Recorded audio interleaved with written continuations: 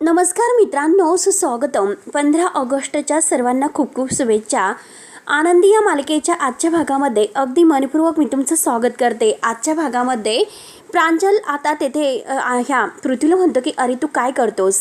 तेव्हा पृथ्वी म्हणतो की नाही प्रांजल तू शांत राहायचं, कारण आता पृथ्वी आनंदीला शोधायला तयार झालेला असतो. कारण तो म्हणतो आणि प्रांजलला शांत राहायला सांगतो. माझा आनंदीशी कोणताही संबंध जरी नसला तरी सुद्धा, वैयक्तिक मला तिची पर्वा नसली तरी सुद्धा आबांच्या कष्टांचा आदर म्हणून मी तिला शोधायला मदत करेल. आणि पृथ्वी शिर्केंना गाडी काढायला सांगतो. आपण स्वतः जाऊन त्यांना शोधूयात. तर लगेच शिर्के म्हणतात की चालतंय की. तर पृथ्वी आर्चीला म्हणतो की तोपर्यंत तू चौकशी कर, आनंदी कुठे जाऊ शकते. नातेवाईकांकडे कुठल्या एखाद्या ठिकाणी असं कुठे ती जात असेल अशा ठिकाणी आपण तिला शोधूयात.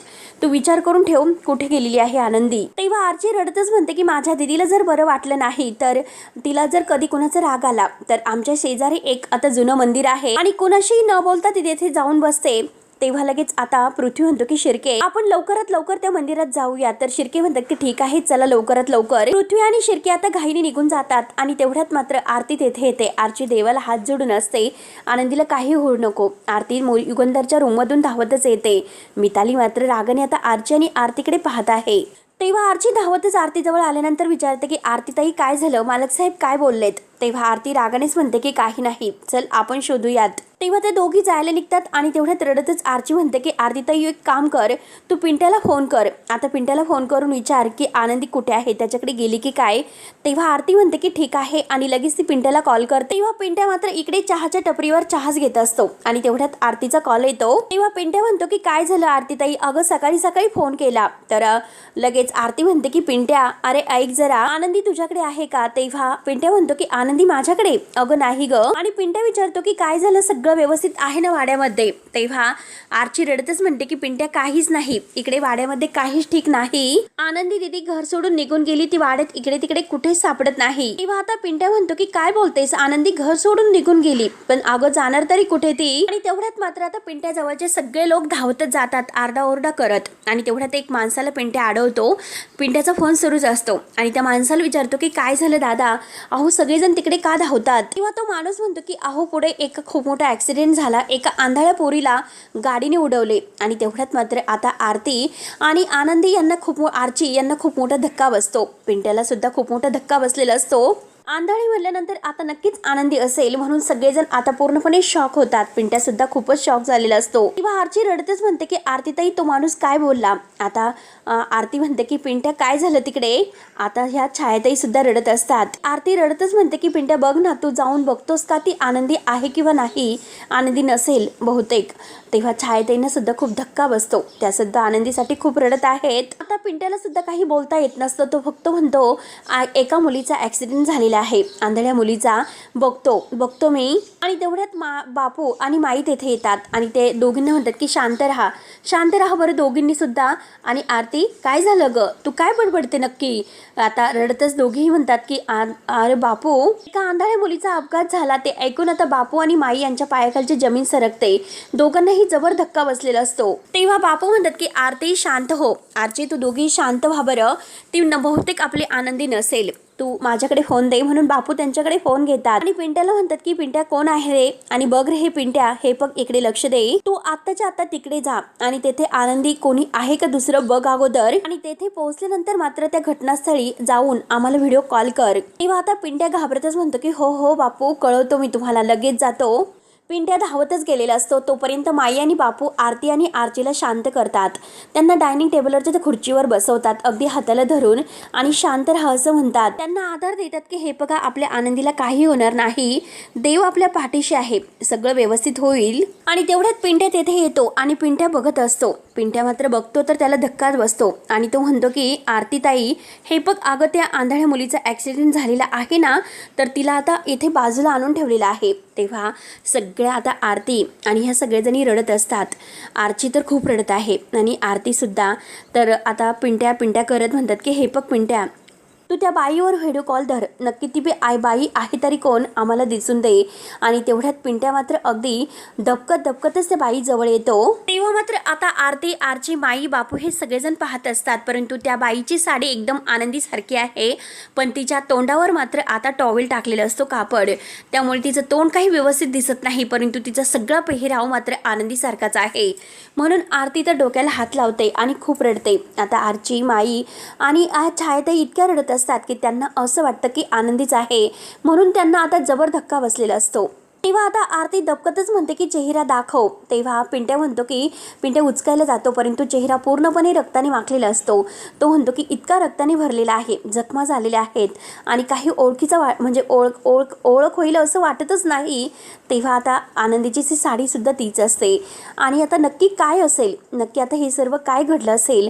पण आता मित्रांनो, मला तर असं वाटतं की आनंदीच्या हातातील बांगड्या काही वेगळ्या आहेत आणि त्या बाईच्या हातातील बांगड्या वेगळ्या आहेत. म्हणून मला असं वाटतं की आपली ही आनंदी नसेल आणि देवकृपेने आनंदी नसावी. आणि त्याच वेळेस मात्र पिंट्या सगळ्या पायापर्यंत आता व्हिडिओ कॉल फिरवतो आणि तेवढ्यात छायाताई जोरातच ओरडतात. त्यांना धक्काच बसलेला असतो.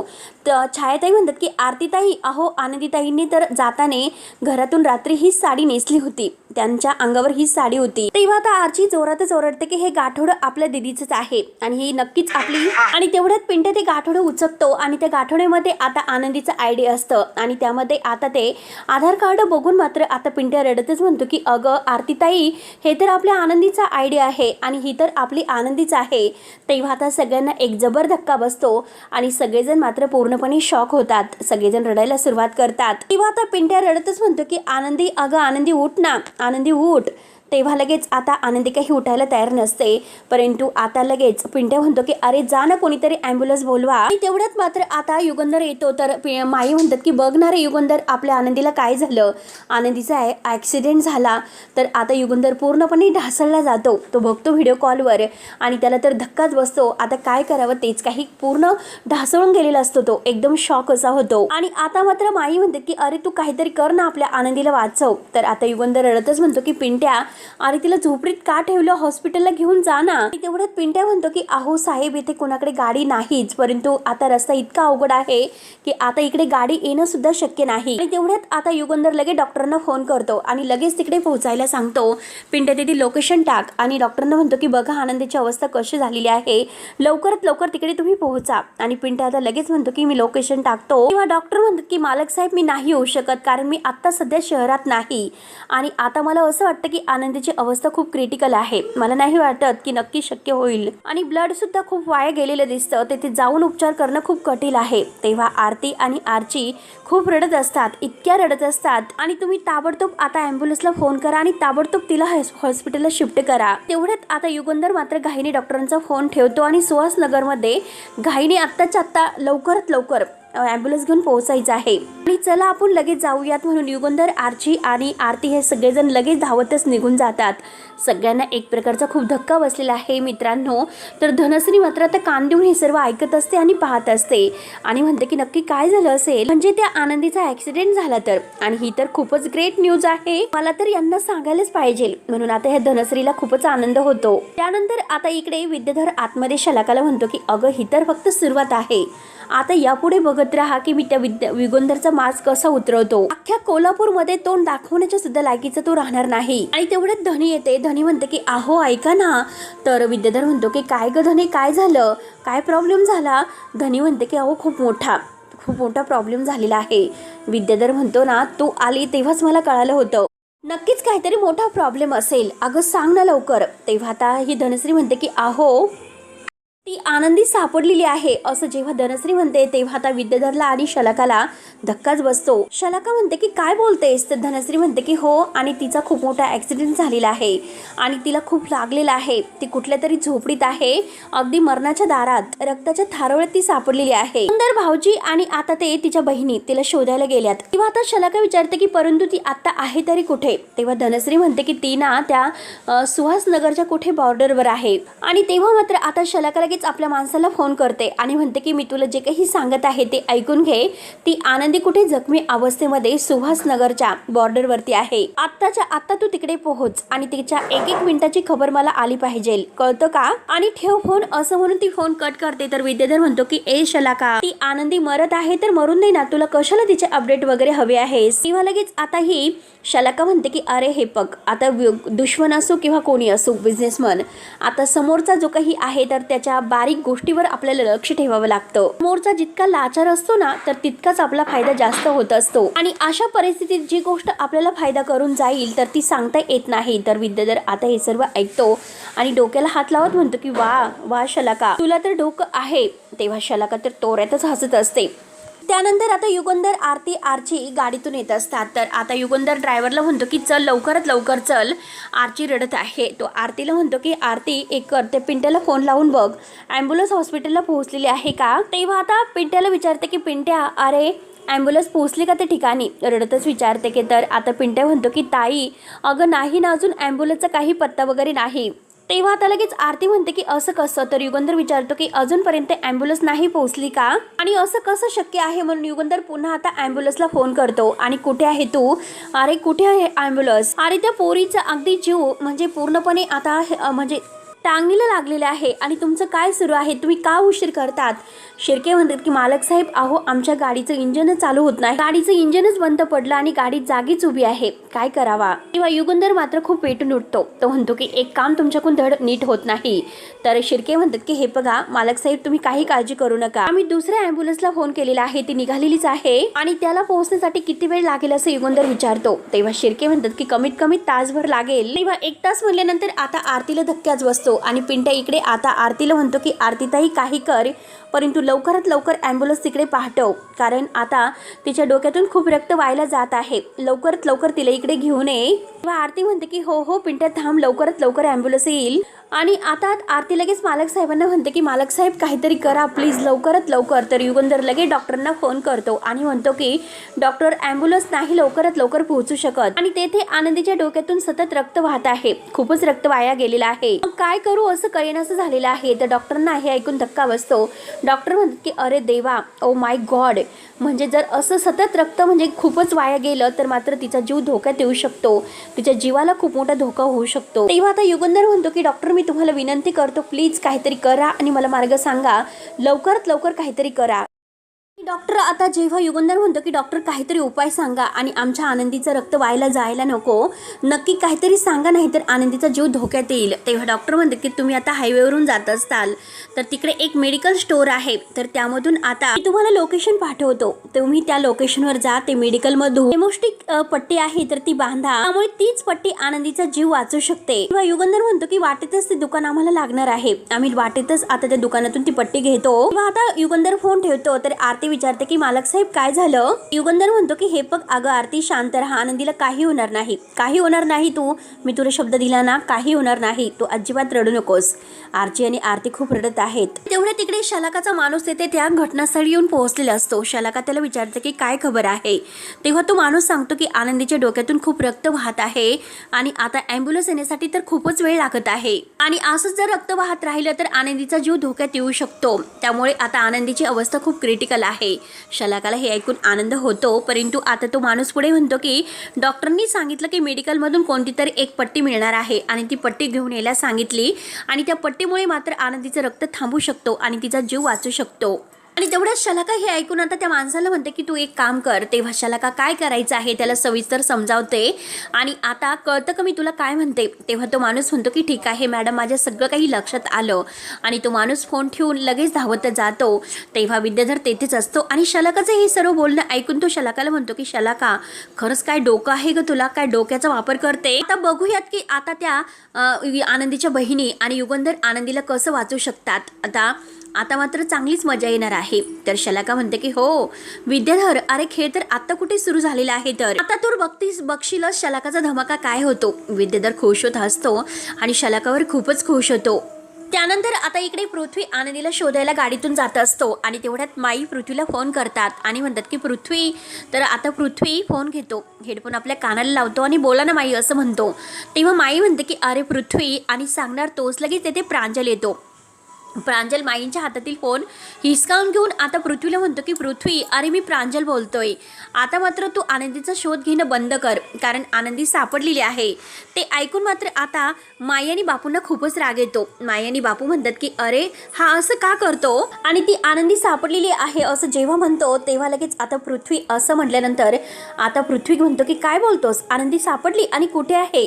आता हा प्रांजल खोटं बोलतो. प्रांजल म्हणतो की अरे ती आनंदी मॅडम आहे ना, ती तिच्या आबांच्या घरी जाऊन बसलेली आहे आणि इकडे नाहक आपले सगळ्यांचे जीव टांगणीला लावलेले आहेत. आपल्याला नाहक सगळ्यांना टेन्शन दिलेलं आहे, त्यामुळे सोड, जाऊन दे, तू कशाला विचार करतोस, दे सोडून. तेव्हा आता पृथ्वी खूप रागवतो. पृथ्वी म्हणतो की मी तर तिला शोधायला बाहेर पडलो होतो आणि आता मात्र बरं झालं ती सापडली, आणि तिला म्हणा आता तिकडेच राहा, काही इकडे येऊ नकोस. आता पृथ्वी तर खुश होत आता अगदी घरी यायला निघतो. प्रांजल म्हणतो की हो ना दादा, अहो एक्झॅक्टली, आता लवकरात लवकर तू घरी येऊ, काही नाही तिकडे टेन्शन वेळ वाया घालू नको आणि काही टेन्शन घेऊ नको, ती सापडली ना, आपल्याला काय करायचं. तेव्हा आता पृथ्वी म्हणतो की हो आलो. तर प्रांजल म्हणतो की हो चल बाय. आणि आता जेव्हा तो फोन ठेवतो तर हसत असतो. तर माई आणि बापूंना फारच राग येतो.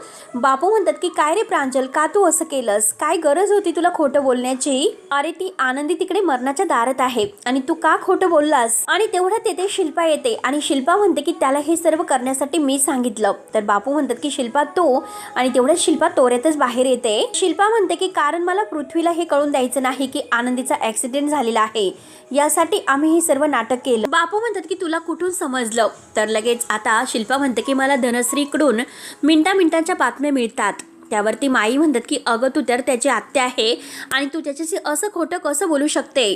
तेव्हा शिल्पा म्हणते की हो ना, मी आत्या आहे ना, म्हणूनच असं वागते. पृथ्वीच्या मनामध्ये आता मला आनंदीबद्दल सहानुभूती किंवा प्रेम काहीच नकोय. तेव्हा माई आणि बापूंना फारच राग येतो. शिल्पा म्हणते की त्या आनंदीचं काही होऊन दे, परंतु या घरात मला आणि माझ्या कोणत्याही व्यक्तीला काही फरक पडायला नकोय, आणि तुम्ही दोघंही या घरात राहता हे विसरू नका, त्यामुळे तुम्हाला सुद्धा आनंदीबद्दल काहीच वाटायला नको.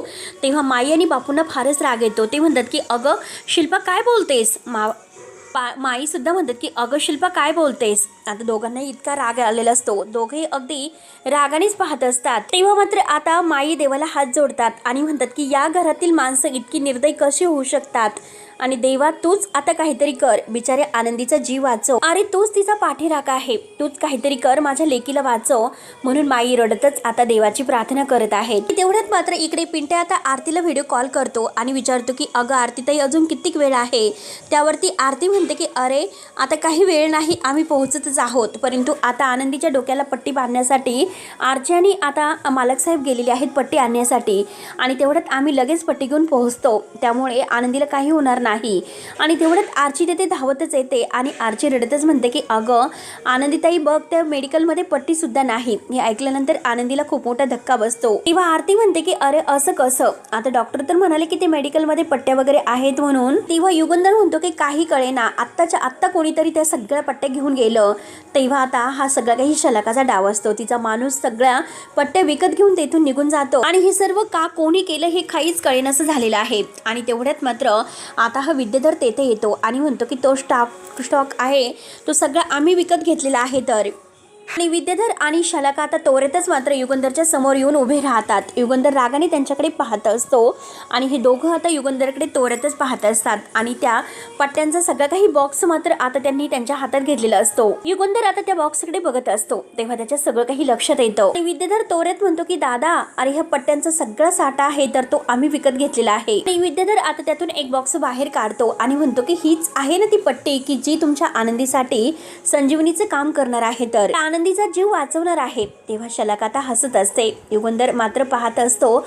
आरती आणि आरचीला खूपच राग येतो. रागाने ते विद्याधरकडे बघत आहे आणि शलाकाकडे. विद्याधर म्हणतो की अरे तू ह्या खोक्याकडे बघू नको, मागे अख्खा टेम्पो अगदी थांबलेला आहे आणि अख्खा स्टॉक आमच्याकडे आहे, हे फक्त एक नमुना दाखवण्यासाठी आम्ही आणला. युगंधर म्हणतो की मला माहितीच होता की इतका नीचपणा तुम्ही सोडून कोण करणार आहात. तर तेवढ्यात विद्याधर म्हणतो की हो काय करणार दादा, अरे माणसाने कधी आपला गुणधर्म सोडून चालायचं असतं का. आणि हे बघ ह्या पट्टीचा सगळं काही स्टॉक आमच्याकडे आहे. अख्ख्या कोल्हापूरमध्ये तुला कुठेही पट्टीचा स्टॉक कुठेही सापडणार नाही, कितीही शोध तू. तेव्हा आता आरती म्हणते की मी तुमच्यासमोर हात जोडते, पण प्लीज एक पट्टी आम्हाला तरी द्या.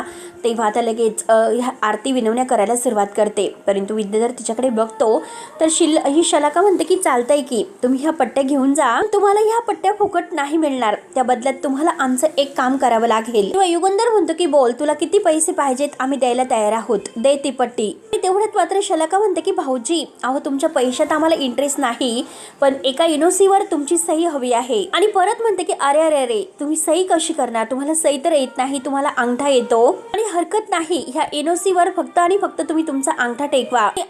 आरची पाहतच असतात. तर युगंधर विचारतो की एनओसी कसली एनओसी, कोणत्या एनओसी बद्दल बोलतात. तेव्हा आता शिल्पा म्हणते की हो, ते शलाका म्हणते की हो, यामध्ये स्पष्टपणे लिहिलेलं आहे की तू पृथ्वी आहे ना, तर इथून पुढे तू आमच्या कंपनीसाठी काम करणार, तुमची कंपनी सोडून जाणार आहे. तर आता बरोबर यांनी युगंधरला अडकवलेलं असतं आणि युगंधर आता पेचात पडतो आणि युगंधर शलाकाकडे पाहत असतो. तर शलाका म्हणते की भाऊजी, अहो कितीक वेळ घेणार आहे, येथे 1 मिनिटाचा प्रश्न आहे. आनंदीचं रक्त आता सेकंदाला वाया जात आहे आणि तुम्ही मात्र विचार करता करता कशाला वेळ वाया घालवतात.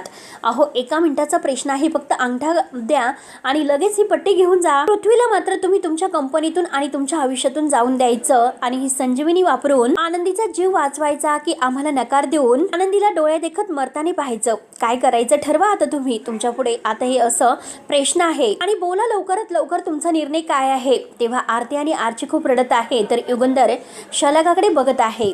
शलाका म्हणते की भाऊजी, अहो बोला ना लवकर, काय निर्णय आहे तुमचा. आणि तेवढ्यात मात्र आता काहीतरी आनंदीचा एक मस्त आता भाग दाखवलेला आहे. आनंदी, आरती आणि आता ह्या आरची, ह्या तिघीजणी मस्त आता आनंदीचं जे शीर्षक गीत आहे तर ते गात आहे. आणि तेव्हा आता युगंधर विचारात पडतो. युगंधरला काय उत्तर द्यावं तेच काही कळत नसतं. शेवटी एकतर पृथ्वीला कंपनी सोडून द्यायची का आनंदीसाठी ती पट्टी आता घ्यायची, असा आता 2 आता पर्याय मात्र युगंधर समोर ठेवलेले आहेत. परंतु युगंधर मात्र आपल्या आनंदीच्या जीवासाठी सगळं काही सोडायला तयार होतो आणि शेवटी तो पट्टी घेतो. तर मित्रांनो, हा भाग येथे संपतो. पुढील भागामध्ये आरची धावतच आनंदीच्या जवळ येतात. पिंट्या म्हणतो की आनंदी उठ. तेवढ्यात आता पिंट्या खूप रडत असतो. पिंट्या म्हणतो की तुम्ही मालक साहेब खूप उशीर केला, आनंदी आता आपल्यामध्ये नाही राहिली. तेव्हा हे ऐकल्यानंतर युगंधरच्या पायाखालची जमीन सरकते. युगंधरला खूप मोठा धक्का बसतो. तेव्हा आता आरची म्हणते की हे सगळं मालक साहेब तुमच्यामुळे झालेलं आहे, तुमच्यामुळे आमची दिदी आम्हाला सोडून गेली. तेव्हा आता युगंधरला जबरदस्त धक्का बसलेला असतो. तेव्हा मित्रांनो, असा कोणता एक चमत्कार होईल आणि आता ही आनंदी परत येईल आणि सगळ्यांना परत आनंदाचा धक्का देईल. तर असं काय होणार आहे, आनंदीचा जीव कसा वाचेल आणि आनंदीसाठी कोणतं एक आता वरदान कामी ठरेल, हे बघणं आता खरंच खूप इंटरेस्टिंग ठरणार आहे. तेव्हा मित्रांनो, आता हा धक्कादायक अगदी भाग शेवटपर्यंत नक्की बघत राहा. आणि जर तुम्ही आपल्या चॅनलवर नवीन असाल तर चॅनलला सबस्क्राईब करण्यासाठी मात्र विसरू नका, जेणेकरून तुम्हाला आता असे मालिकेचे डेली अपडेट्स पाहायला मिळतील. तोपर्यंत धन्यवाद.